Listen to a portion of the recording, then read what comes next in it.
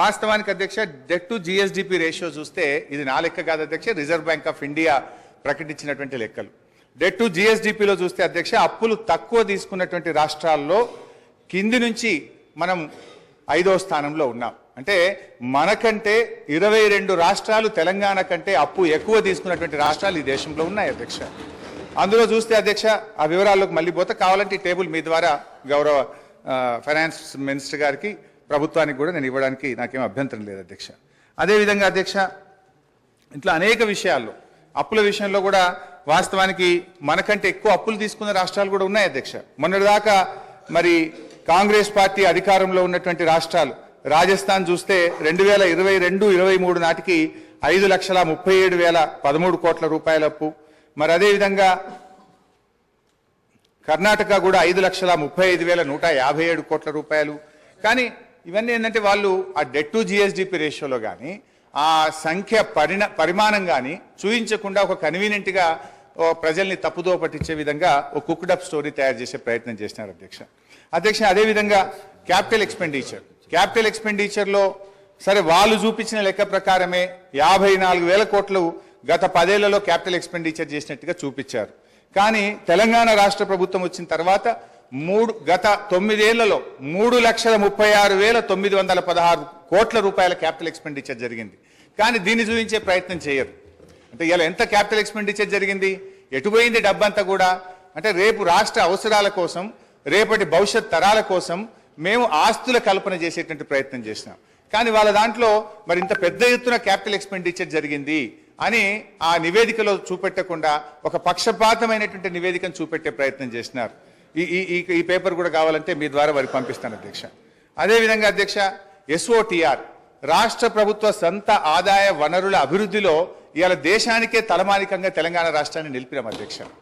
ఇవాళ దక్షిణ భారతదేశంలో 15.6% వృద్ధి రేటులో తెలంగాణలో స్వంత ఆదాయ వనరుల వృద్ధిలో ఈ దేశంలో తెలంగాణ నంబర్ 1 స్థానంలో నిలిపిన దాన్ని ఎక్కడ ఇందులో చూపించేటువంటి ప్రయత్నం చేయలే అధ్యక్ష.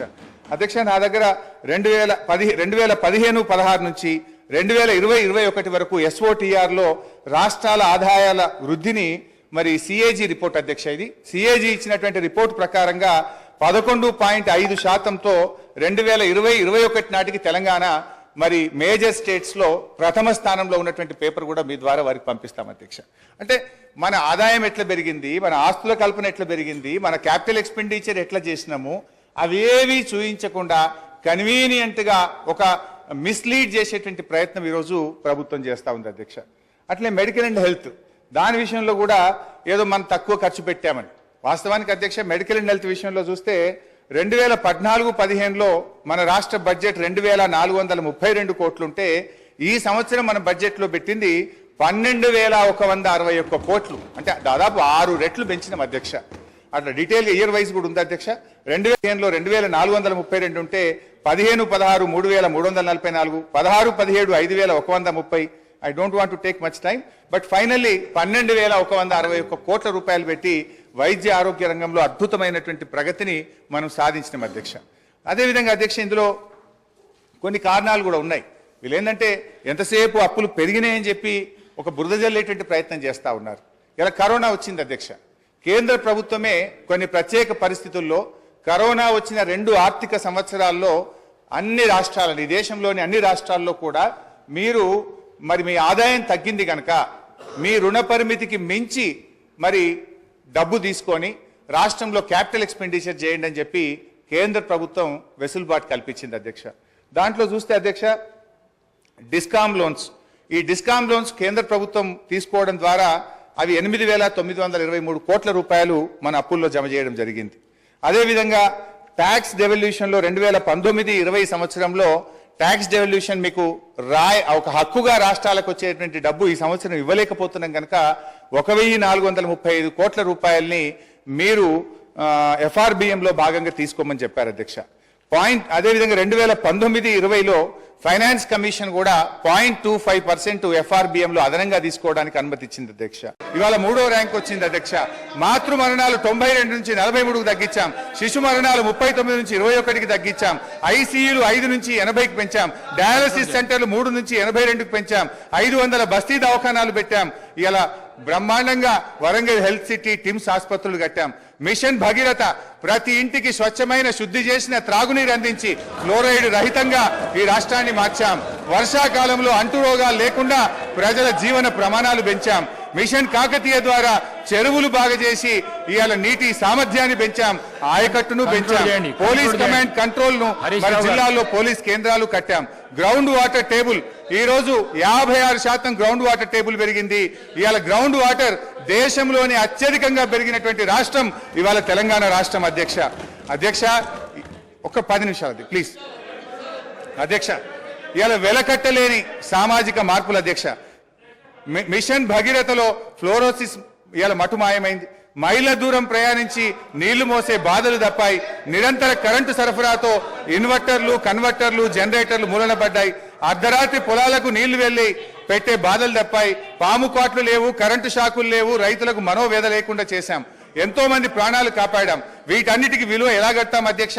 నీళ్లు, కరెంటు సమస్యలు లేకపోవడంతో, రైతు బంధుతో, అన్నదాతకు భరోసా ఇచ్చే చర్యలు తీసుకోవడంతో రైతుల జీవితాల్లో ఇప్పుడిప్పుడే వెలుగు వస్తా ఉంది. ఇలా భూముల విలువ కూడా ఎంత పెరిగింది అధ్యక్ష?